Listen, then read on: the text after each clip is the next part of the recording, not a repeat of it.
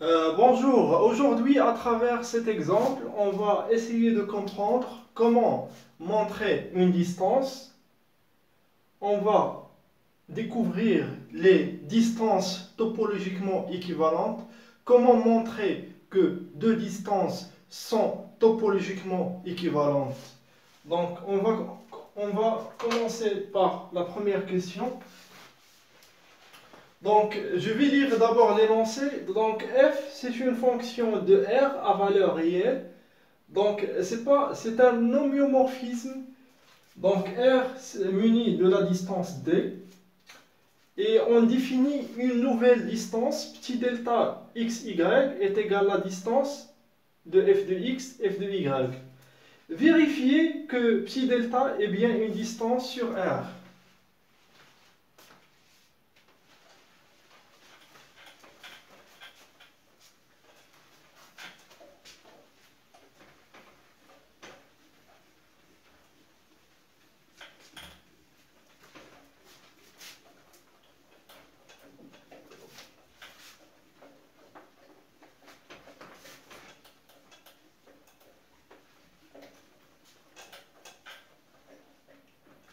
Donc, on définit une nouvelle distance, petit delta de x, y, à partir de la distance d.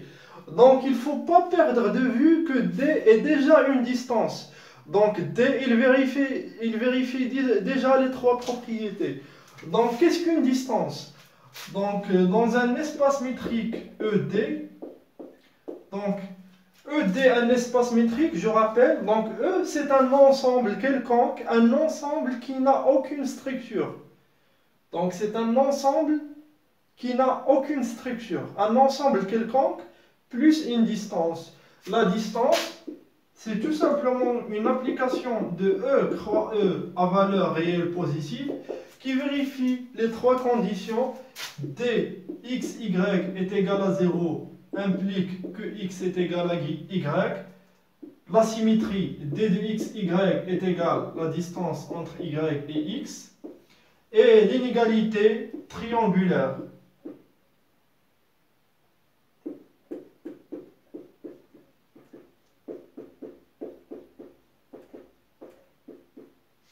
Donc D, il vérifie les trois propriétés. La distance entre x et y est égale à 0. Ceci entraîne que x est égal à y ou bien l'équivalent. Parce que l'autre implication elle est triviale. La deuxième condition c'est la symétrie. Et la troisième condition c'est l'inégalité triangulaire, quel que soit x, y, z appartenant à E3. Donc on va essayer de montrer que psi delta est une distance. Donc la première condition, d psi delta est à valeur réelle positive parce qu'il est défini à partir de la distance d. D elle est déjà une distance, donc il est positif. Donc on va essayer de montrer la première condition. Donc psi delta de x, y est égal à 0. Ceci entraîne que la distance, par définition de la distance psi delta, la distance entre f de x et f de y est égale à 0. Ceci entraîne que f de x est égal à f de y d'après cette propriété, parce que d est une distance. Donc nous avons déjà vu que d, puisqu'il est une distance, donc la distance entre x et y est égale à 0, ceci entraîne que x est égal à y.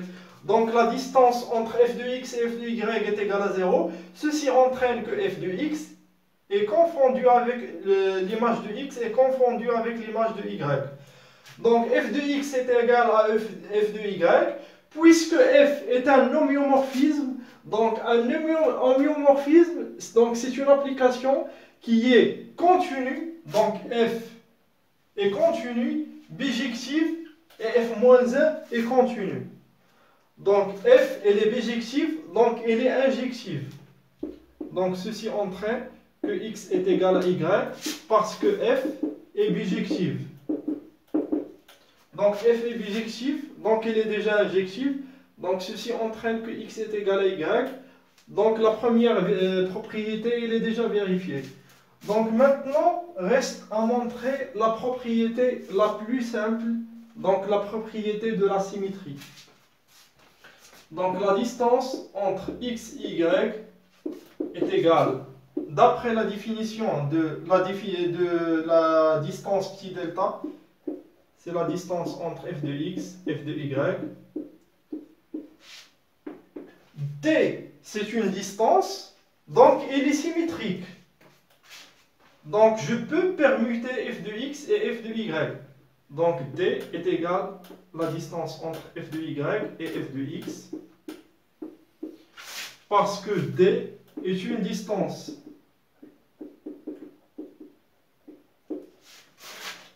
ceci entraîne égal à psi delta yx. Donc la deuxième propriété, donc c'est la propriété la plus simple, donc elle est vérifiée. Donc reste maintenant à montrer la troisième inégalité, l'inégalité triangulaire. Reste à montrer, pardon, la troisième condition. Je commence à me dérailler parce qu'il fait tard, donc je m'excuse s'il vous plaît.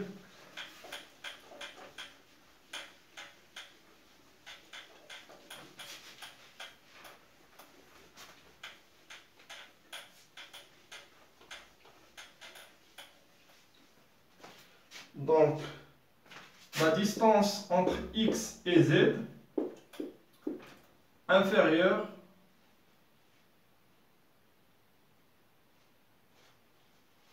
à la distance. Donc, je vais introduire, donc la distance entre x et z est égale, d'après la définition de psi delta, c'est psi d de f de x, f de z. Donc, on va introduire un élément, donc je vais l'appeler donc grand A. Donc la distance entre f de x et a, plus la distance entre a et f de z. Donc pourquoi donc on a ce passage? Donc ce passage, on va le justifier parce que D est une distance. Donc D, c'est déjà une distance, donc il vérifie la troisième condition. Donc puisque A est un élément de R, donc A, on sait que F est un homéomorphisme, donc F est bijectif. Donc l'élément A, donc il a un unique antécédent. Donc il existe un Y unique appartenant à R, tel que A est égal à f de Y.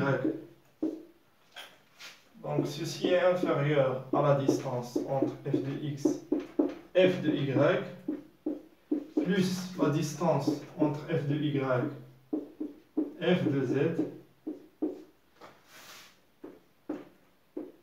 d de f de x, f de y, c'est psi delta de x, y, plus psi delta de y, z. Donc la troisième condition, elle est bien vérifiée. Donc par conséquent, psi delta est une distance. Donc psi delta est une distance.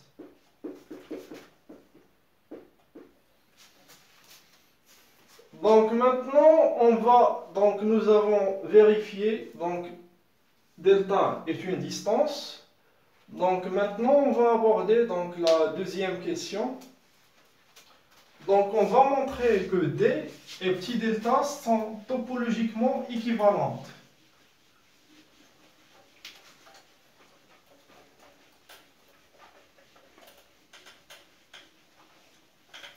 Donc pour montrer que deux distances sont topologiquement équivalentes, on va montrer que tout ouvert pour la distance D est un ouvert pour la distance delta.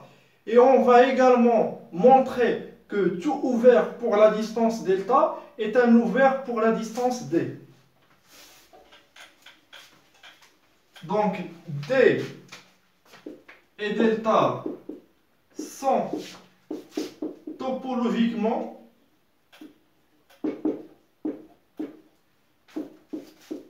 topologiquement équivalente si tout ouvert pour la distance pour D est un ouvert pour delta et inversement.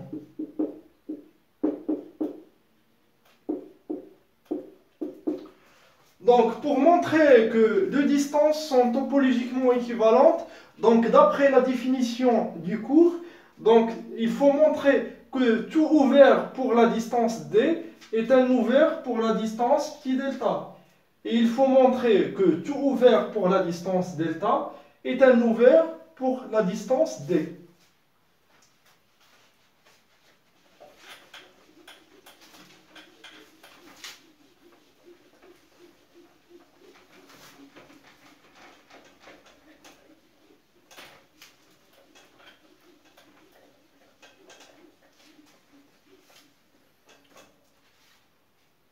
Ou bien on peut utiliser les suites puisqu'on est dans R, donc on est dans un espace métrique. Donc on peut montrer que donc la deuxième méthode qu'on va voir, donc je vais essayer de répondre en montrant que tout ouvert pour D est un ouvert pour la distance delta. Donc f est continu. Donc f est une fonction, donc c'est un homéomorphisme, donc f est continu en x, voilà, est continu en x, donc quel que soit epsilon positive, il existe état positive, donc tel que la distance entre x et y inférieure à état, ceci entraîne que la distance entre f de x et f de y est inférieure à epsilon. Donc la distance entre x et y inférieure à état, donc la distance entre f de x et f de y, c'est petit delta de xy. Petit delta de xy est inférieur à epsilon. Donc la distance entre x, y est inférieure à état. Donc ceci entraîne que y appartient à la boule de centre x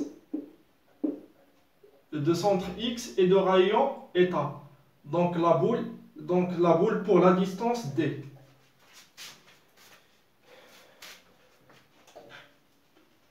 Donc y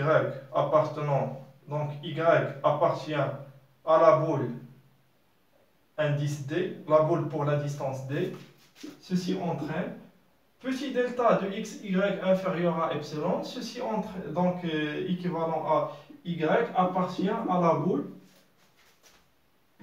petit delta x epsilon.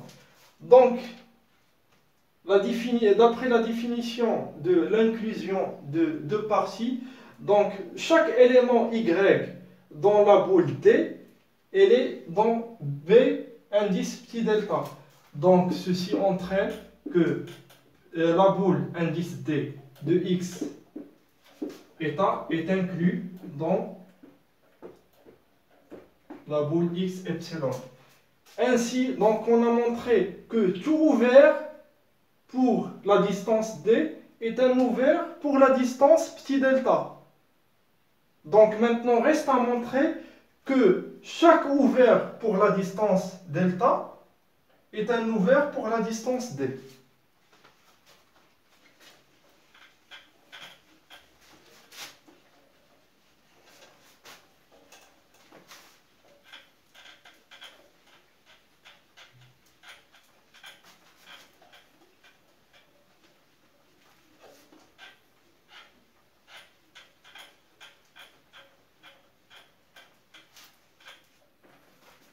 Donc f est continu en x. Donc maintenant, on va commencer par donc f-1 est continu en x.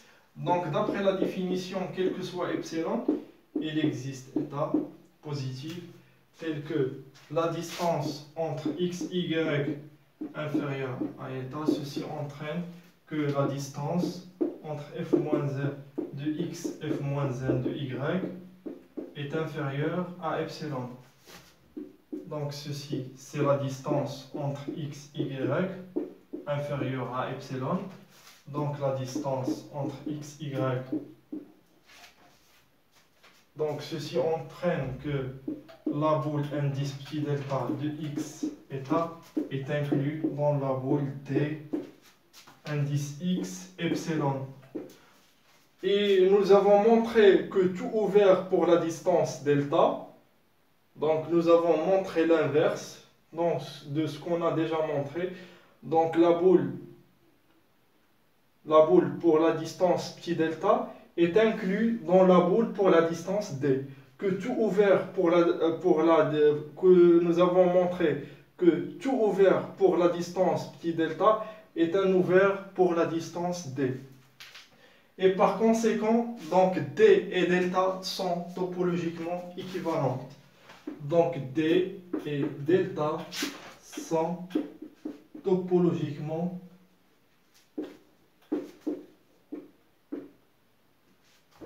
équivalentes.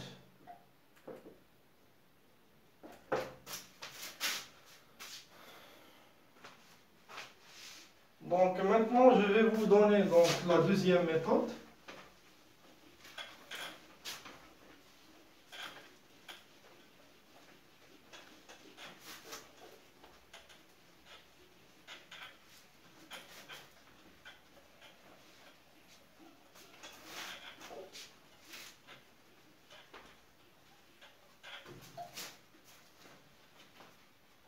Donc, pour montrer donc, que D et delta sont topologiquement équivalentes, donc deux distances donc, topologiquement équivalentes, donc ils conservent donc, les ouverts. Donc nous avons introduit donc, les distances topologiquement équivalentes pour conserver les ouverts. Donc, puisqu'on est dans un espace métrique, donc on peut utiliser les suites. Donc, il faut montrer que si xn converge vers x pour la distance d,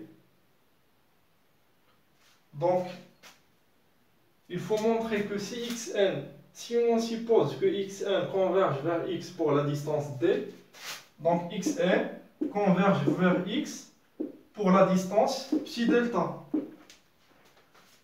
Donc, au lieu de travailler avec les ouverts, de montrer que tout ouvert pour D est un ouvert pour delta, donc on peut montrer la convergence. Si xn converge vers x pour la distance D, donc ceci entraîne que x est équivalent à xn converge vers x pour la distance psi delta. Et l'inverse, si xn converge vers x pour la distance psi delta, donc ceci équivalent à xn converge vers x pour la distance d. Donc on va essayer de montrer donc d'appliquer donc ce résultat. Donc on suppose que xn converge vers x pour la distance d. Donc d, la distance entre xn et x, tend vers 0. Et puisque f est continu, donc la distance entre f de xn et f de x tend vers 0. F est continu. Donc par la définition de D, donc la distance entre f de xn et f de x d'après la définition de psi delta, donc c'est psi delta de xn et x tend vers 0. Donc, et par conséquent, xn converge vers x pour la distance psi delta. Donc, nous avons supposé que xn converge vers x pour la distance d, et nous avons abouti au résultat que xn converge vers x pour la distance psi delta. Donc, maintenant, on va faire l'inverse. Donc, on va supposer que xn converge vers x pour la distance psi delta. Donc, d'après la définition, pardon, qu'est-ce que je suis en train de raconter? Nous avons supposé que xn converge vers x pour la distance psi delta. Donc la distance entre xn tend vers 0.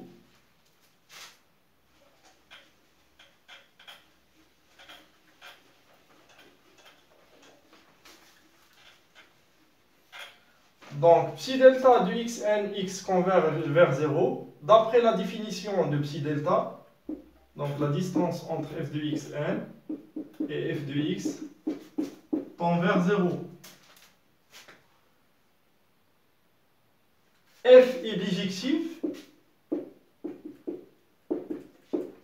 donc ceci entraîne que la distance entre xn et x tend vers 0. Alors, xn converge vers x pour la distance d.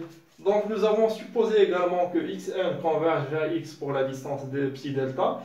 Et nous avons trouvé que xn converge vers x pour la distance d. Et par conséquent, d et delta sont topologiquement équivalentes.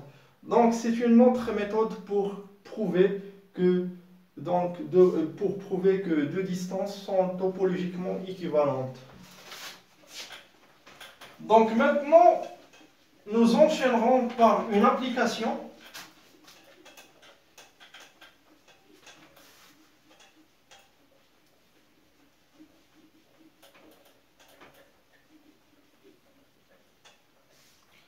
Donc application.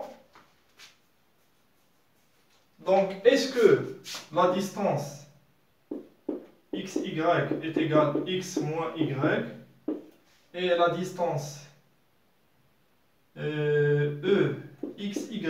est égale x3 moins y3, est-ce qu'ils sont topologiquement équivalents? Lorsqu'on vous demande donc à la fin de l'exercice comme une application comme ceci, donc il faut penser à utiliser les résultats précédents. Donc nous avons déjà montré que petit d et delta, ce sont deux distances topologiquement équivalentes si et seulement si f est un homéomorphisme. Donc, on va essayer de décrire, ici je note, je prends psi delta, donc ceci est égal à f de x moins f de y, avec f de x est égal à x3. Donc, pour montrer que d et delta sont topologiquement équivalentes, il suffit de prouver que f est un homéomorphisme, que f est continu, bijectif, tel que f-1 est continu. Donc, f, elle est continue, donc c'est polynomial. Donc, f est continu, f est dérivable,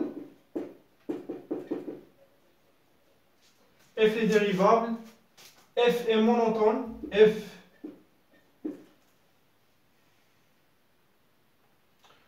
normalement, il faut prouver que f est strictement monotone pour avoir la bijection. Donc f est croissante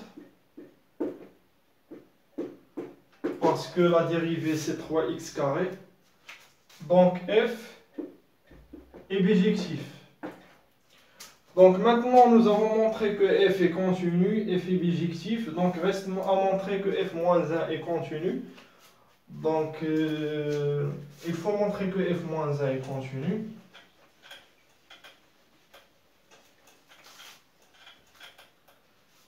Donc, il faut chercher l'expression de f-1. Donc, f de x est égal à y. Donc, y positif. Donc, x3 est égal à y. Donc, x est égal à racine de y. Donc, f-1. Donc, c'est racine y à la puissance 1,3. Et moins y à la puissance 1,3. Un instant, s'il vous plaît, f de x pour y. Oui, c'est moins y. Donc f-1 il est continu. Donc il est continu en 0. Et par conséquent, f est un homéomorphisme. Donc les deux distances sont topologiquement équivalentes. Donc, la dernière question, est-ce que D et delta sont équivalentes? Donc, à votre avis, donc, est-ce que les deux distances donc, sont... est-ce qu'ils sont comparables, pardon? Donc, nous avons prouvé que les deux distances sont topologiquement équivalentes, mais ils ne sont pas comparables. Donc, on va essayer de montrer ceci.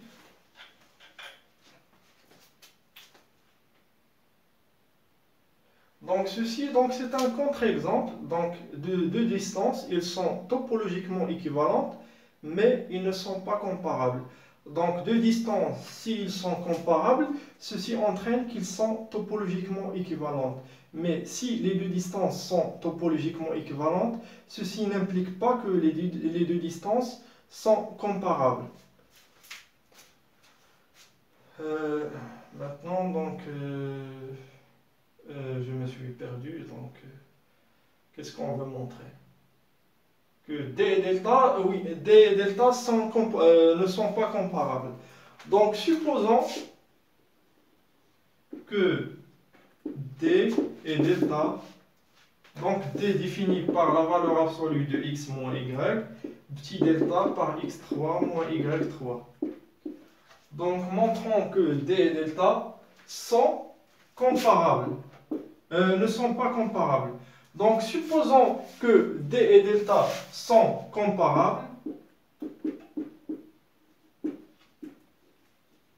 Alors, il existe alpha et bêta strictement supérieurs à 0, tel que alpha fois D est inférieur à petit delta inférieur à bêta D.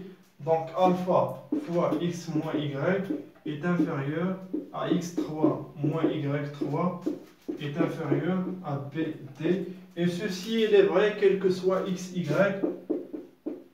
appartenant à R2.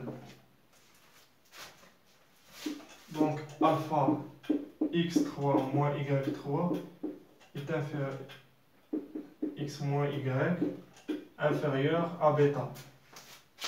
Donc je simplifie. Donc alpha inférieur à x carré plus x carré plus xy plus y2 inférieur à bêta. Et ceci il est faux.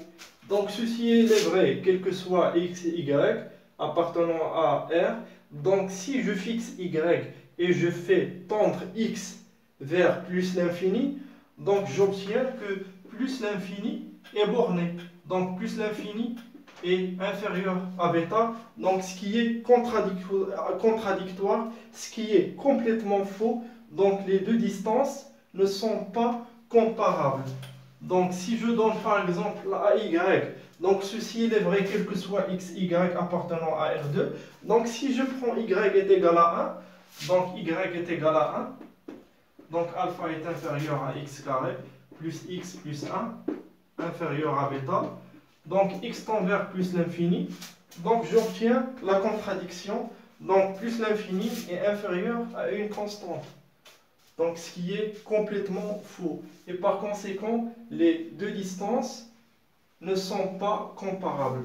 Donc D et delta ne sont pas comparables.